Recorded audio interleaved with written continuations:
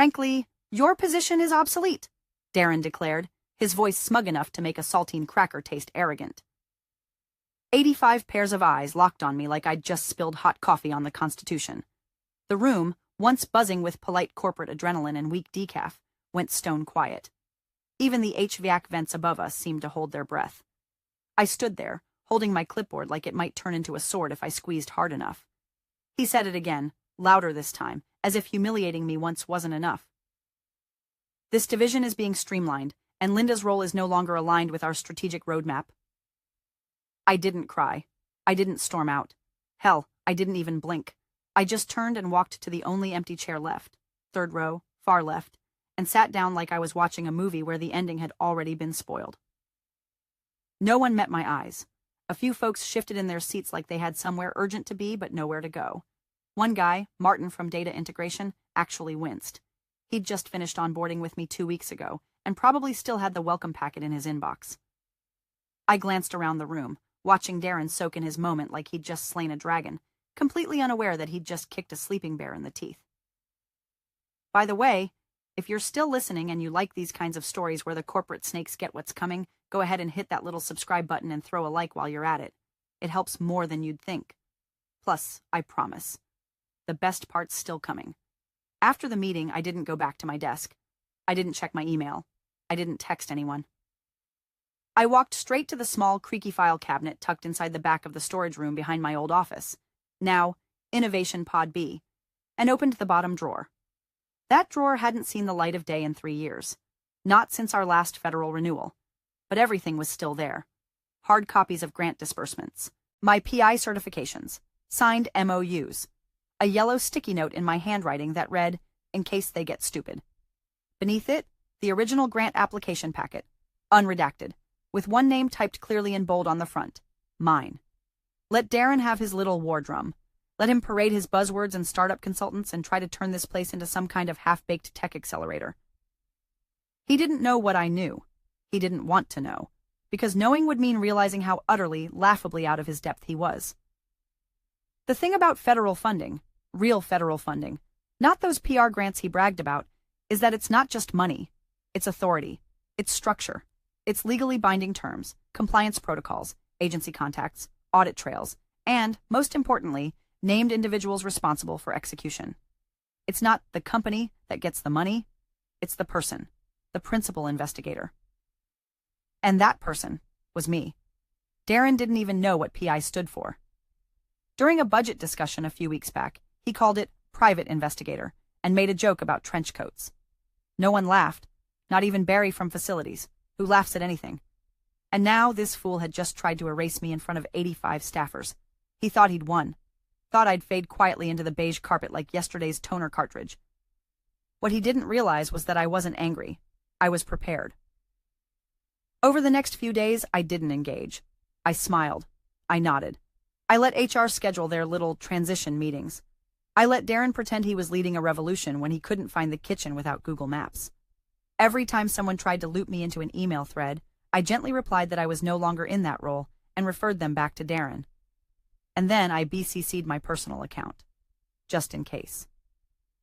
I was the architect of this division. I built it from 3 staffers and a donated printer into a national education pipeline with 7 partner institutions and 2 federal renewals. I'd written the strategic vision Darren was now plagiarizing at every staff update. And I knew, deep in my marrow, that when the dust settled, the grant office wasn't going to care about Darren's buzzwords or slick haircut. They were going to care about one thing, whose name was on the grant. And spoiler alert, it wasn't his. I started with coffee. Not the office sludge they serve in the break room, but the real kind. The kind that stains your teeth and your soul, poured from a diner pot by a waitress who's seen some things. I met Elena there first. She used to be our grants compliance officer before she moved on to some think tank job in D.C. She sipped her coffee, took one look at Darren's org chart I'd discreetly slid across the table, and nearly choked on her cinnamon roll. "They removed you entirely?" she said, eyebrows vanishing into her bangs. "Page 7, I murmured. "That's where they moved my entire unit under digital community engagement, headed by Trent, from marketing." Elena looked like someone had read her bad fan fiction aloud at a conference. You know he once tried to submit a grant to the Department of Education using Comic Sans? I did know. I'd seen the email. Saved it too. She flipped through the packet again, this time slower, lips pressed tight.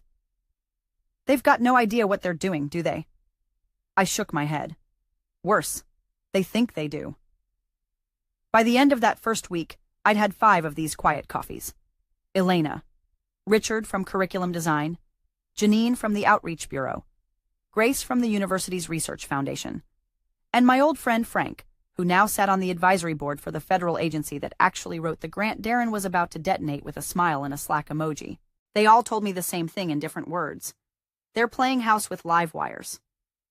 What Darren didn't understand, what none of the new leadership team seemed remotely curious about, was that federal grants don't work like VC funding or a corporate credit card.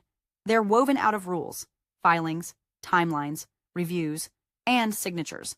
Mine, specifically. You can't just delete a principal investigator from an org chart and expect the universe to update itself. And yet, that's exactly what he was doing. At a town hall that Friday, Darren proudly unveiled the department's new direction in a 30-minute PowerPoint that somehow managed to use the word synergy 8 times and included a slide titled, "Disruption Starts With You." I sat in the back, flipping through a printed copy of the grant agreement like it was the gospel. That evening, I used my personal laptop to log into the federal compliance portal. My 2-factor key still worked. No one had revoked it. No one had even tried. And when I clicked into our department's renewal section, due in 8 weeks, I saw it. Only one person had been assigned submission privileges. One name. Mine. I stared at it for a long moment. Not with glee, not even relief. Just a weird kind of exhaustion, like I'd been shouting into a hurricane for months and finally saw the eye of the storm. And Darren? Darren was off giving interviews to thought leaders in EdTech, talking about breaking silos and flattening vertical hierarchies. Meanwhile, the only thing he'd actually managed to flatten was our chain of responsibility. He had no idea that each of those flattened teams was tied to a unique funding stream, and each stream was tethered to a compliance clause. You mess with those without updating the portal, you're not just reorganizing. You're committing a reportable violation. Back-channel chatter confirmed it. The agency hadn't received any of the required role transition forms. Darren hadn't even scheduled a call with them, hadn't asked who the authorized signers were, hadn't requested PI transition protocols. Nothing. And Grace, God bless her, forwarded me a meeting agenda she wasn't supposed to have access to. Q3 strategic realignment, removing legacy oversight bottlenecks. That was me. I was the bottleneck, the one keeping their little startup cosplay from running wild with government dollars. Simmering betrayal doesn't feel like rage. It feels like caffeine behind your eyes and a spreadsheet in your soul. I didn't cry. I didn't vent. I started building timelines, saved every email, every internal memo, every folder Darren had removed my name from. And when one of his interns, bright-eyed poor kid, slipped up in a Slack thread and asked me how to access the agency's reporting system, I replied with 6 words. That access is currently PI restricted. Nothing else. Let them wonder. Let them squirm. Let them Google what a PI even is. 8 weeks. TikTok. I bought a second flash drive, not because I was running out of room, the first still had gigabytes free, but because some part of me wanted a backup for my backup. Paranoia is just experience with a good filing system. And I wasn't taking chances, not with the way Darren's plans were accelerating like a teenager on Dad's sports car, ignoring the blinking oil light and the burning smell from the engine. I started small, pulled every email from my inbox with the word realignment, restructure, or my personal favorite, sunset. Nothing good ever gets sunsetted in corporate America unless it involves your access badge and a cardboard box. Then I archived the full list of active team members tied to our grant. Names, roles, salaries, compliance clearances. I printed the org chart from 6 months ago. Then again from yesterday. My name had been moved so far to the side, it was practically falling off the page like a rejected sticky note. They thought I'd just quietly fade, but I didn't. I documented. When I opened our shared drive, I noticed they'd renamed the federal funding folder. It used to be EID Grant Ops. Now it was Innovation Funding 21C. I laughed out loud. That's how you know someone's trying to look smart. They slap 21st century on things like they just invented electricity. They didn't even move the files, just renamed the top-level directory and pretended it was a whole new system. So I downloaded everything, even the subfolders they didn't know mattered. Audit logs, training rosters, procurement approvals. Darren had told staff to stop using clunky templates and instead rely on a new productivity app with animated unicorns. Unicorns don't stand up in audits. Then I did something he never would have thought of. I scheduled a meeting with the agency. Technically, it was just an informational interview, a check-in, a courtesy call. I wore a plain gray blazer and didn't touch my coffee. The compliance officer on the other end, Margie, mid-50s, glasses sliding down her nose, looked up from her notes halfway through and narrowed her eyes. "Wait, did you say they removed the listed PI?" she asked. I nodded slowly.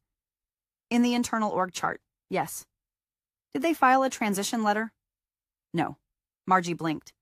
That's a reportable violation." I just sipped my water. "And you're still logging in under your PI credentials?" "I am." "Well then, technically, you're still the only authorized party. Any use of funds or staff reallocation without your sign-off isn't just out of compliance. It could trigger a freeze.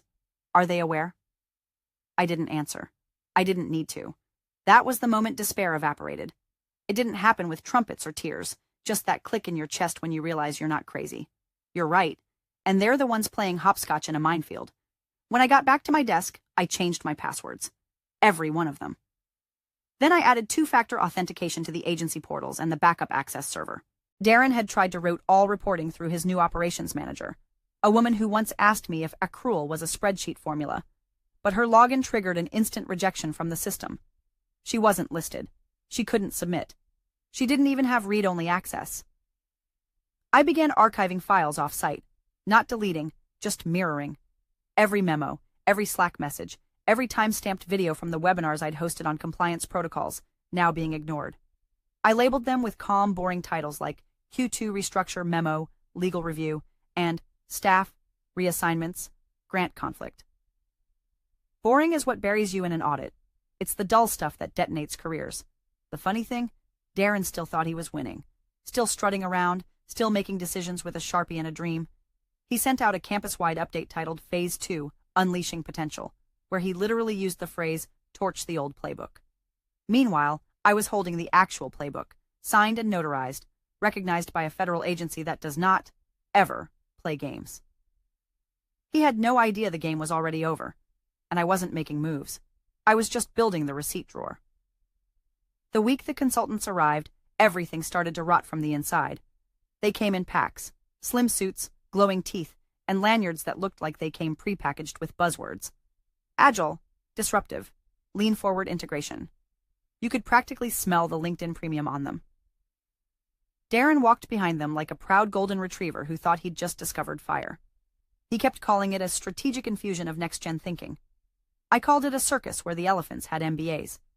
They didn't ask about our grant terms, didn't ask about deliverables, staff qualifications, or compliance benchmarks. No one mentioned the word PI. Instead, they held meetings called vision showcases, where they used color-coded sticky notes to diagram stakeholder synergy potential. At one point, I swear someone wrote, "Synergize the synergy," and got applauded for it. Meanwhile, the people who actually made this place run, curriculum leads, data analysts, field coordinators, were being shuffled around like playing cards in a game Darren didn't know how to play.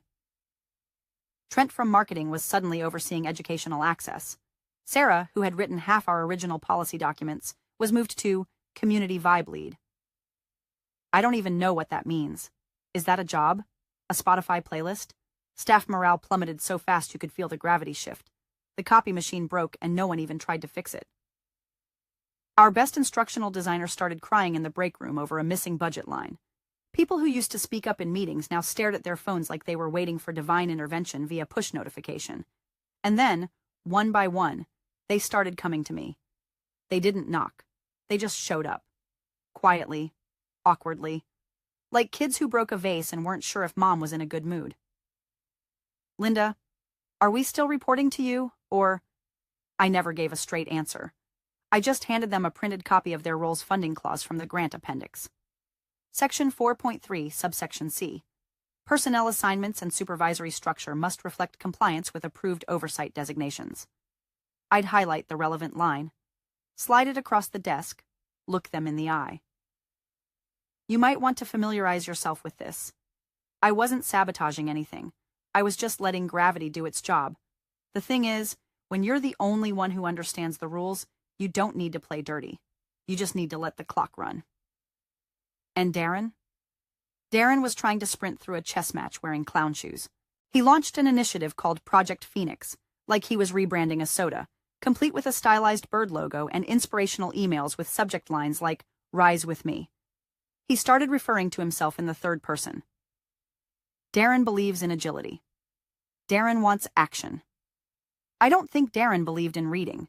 At one point, he called an all-hands and unveiled a new innovation pyramid that put legacy oversight at the bottom tier labeled Obsolete Anchors.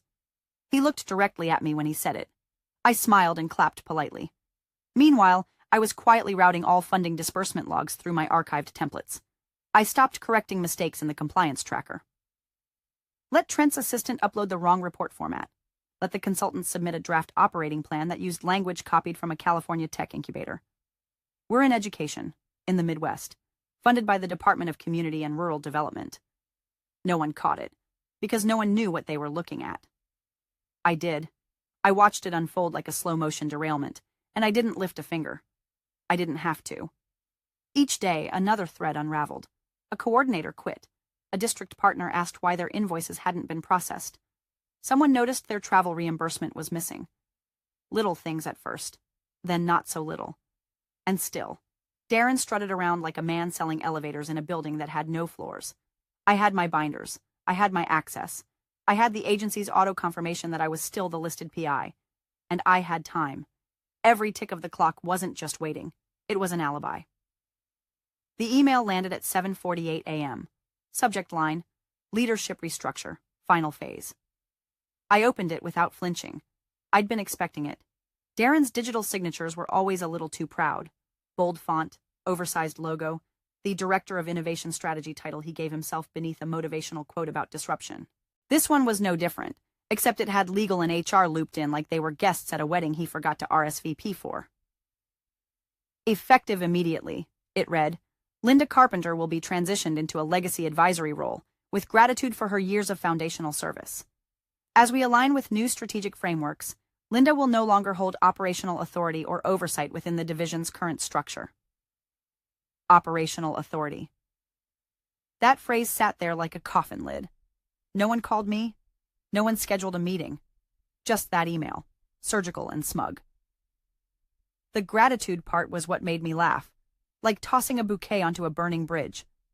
I stared at the screen for a moment longer than necessary, not because I was shocked, not because I was hurt, but because I could feel the moment solidify. This was it, the line they couldn't uncross. So I replied. One sentence. No greeting. No sign-off. Per federal compliance requirements, all programmatic changes must be PI certified before implementation. I hit send, closed my inbox, and that was it. No response. Not from legal. Not from HR. Certainly not from Darren. Just silence. Like a stage play where someone missed their cue. I watched the cursor blink for a while, wondering if they were scrambling or just clueless. Probably both. The thing is, that email, short as it was, wasn't a threat.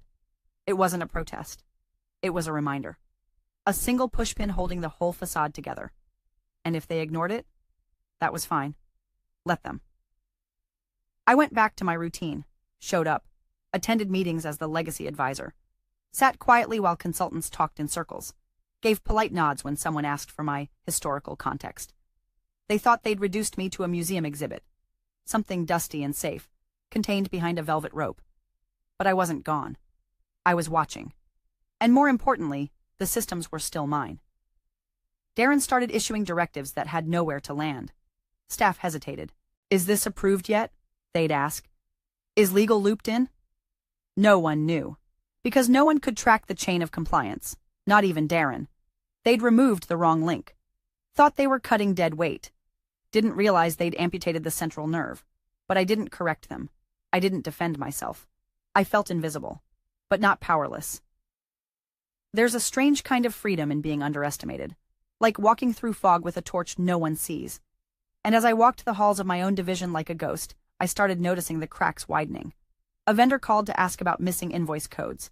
A program partner emailed HR in confusion after their liaison stopped responding. The monthly impact report Darren tried to send out got bounced by the federal system. He marked it as technical issues. And yet still, they acted like I was the one being phased out. Let them. They were steering a car with the steering wheel already in my desk drawer. All I had to do was wait for the wall. I didn't schedule the call with the agency's liaison out of spite.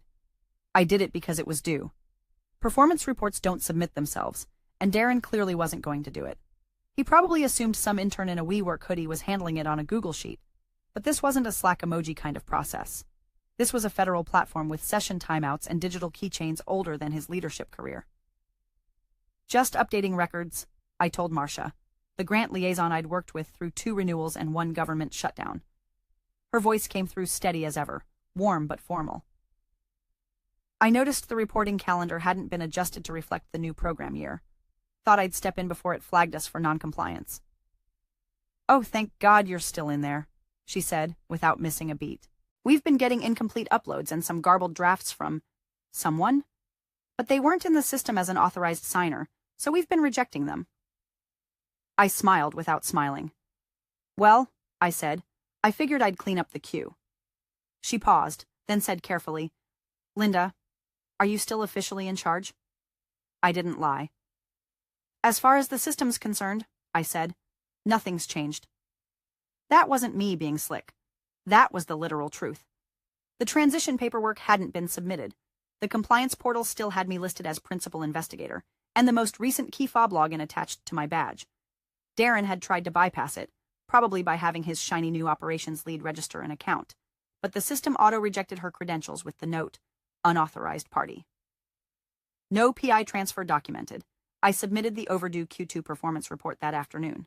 Attached the backup metrics. Signed it. Dated it. Clicked submit. Status, accepted. Green checkmark. Agency receipt confirmed. That's when I logged into the internal dashboard, the one Darren didn't even know existed because it wasn't built into the company's flashy new intranet. It was a legacy system tied to federal audit logs, buried deep in the weeds. I clicked on the User Access tab. Darren's name appeared, grayed out. Status, unauthorized attempted logins. 4. Last attempted action. Modify funding recipient profile.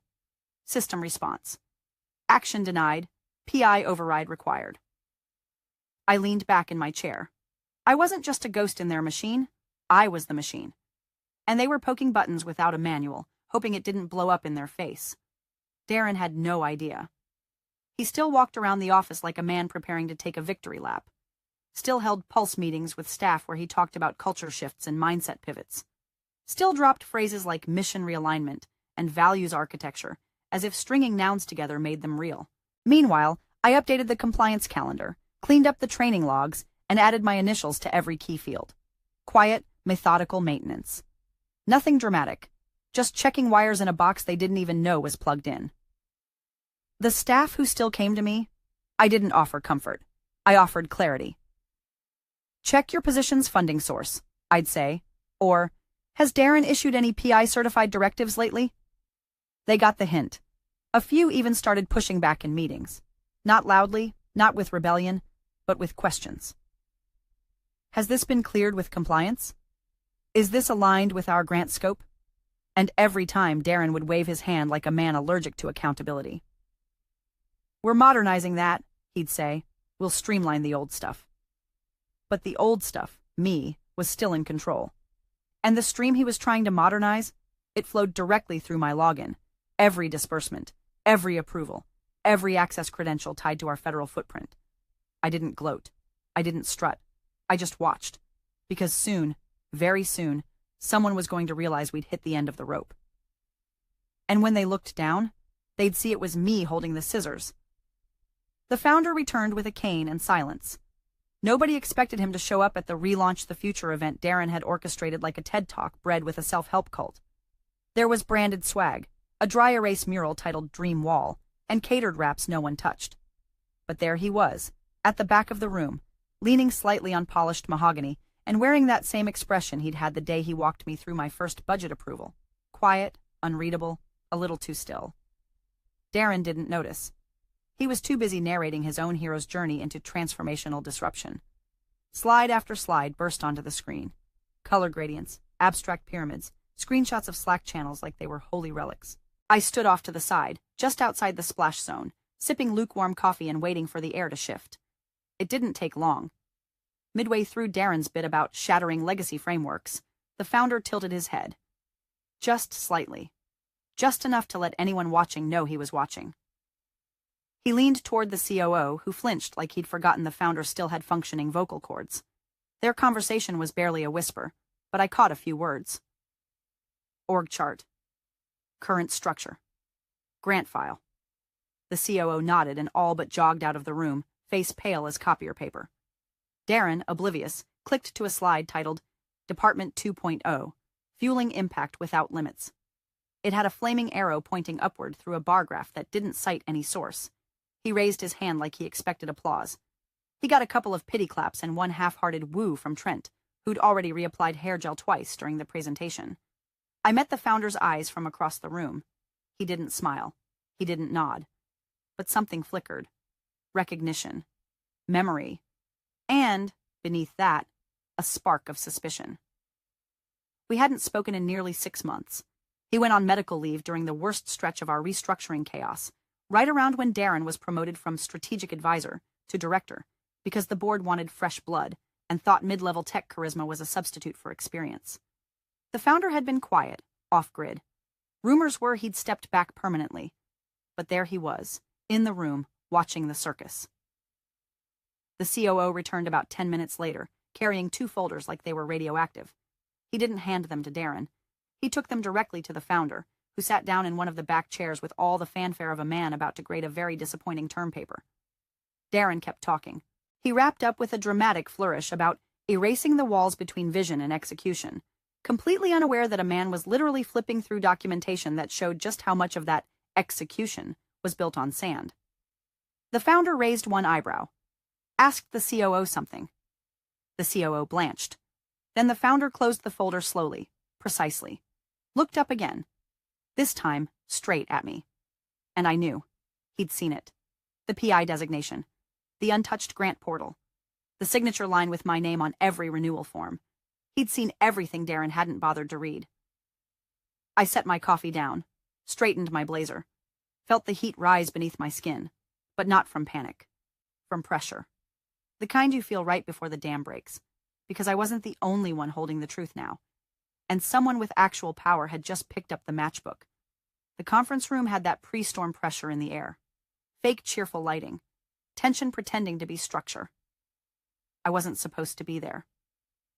The invite had gone to active leadership only, but someone, maybe the founder himself, maybe his assistant with a long memory, had tacked my name on as a legacy observer. A polite euphemism for ghost. I took a seat in the corner, no placard, no eye contact. Just me, a notebook, and a pen that clicked louder than anyone liked. Darren sat at the head of the table like he'd earned it. Expensive pen in hand, collar crisp, smirk dialed just shy of smug. Around him, senior staff, a few board observers, legal and HR looked mildly sedated.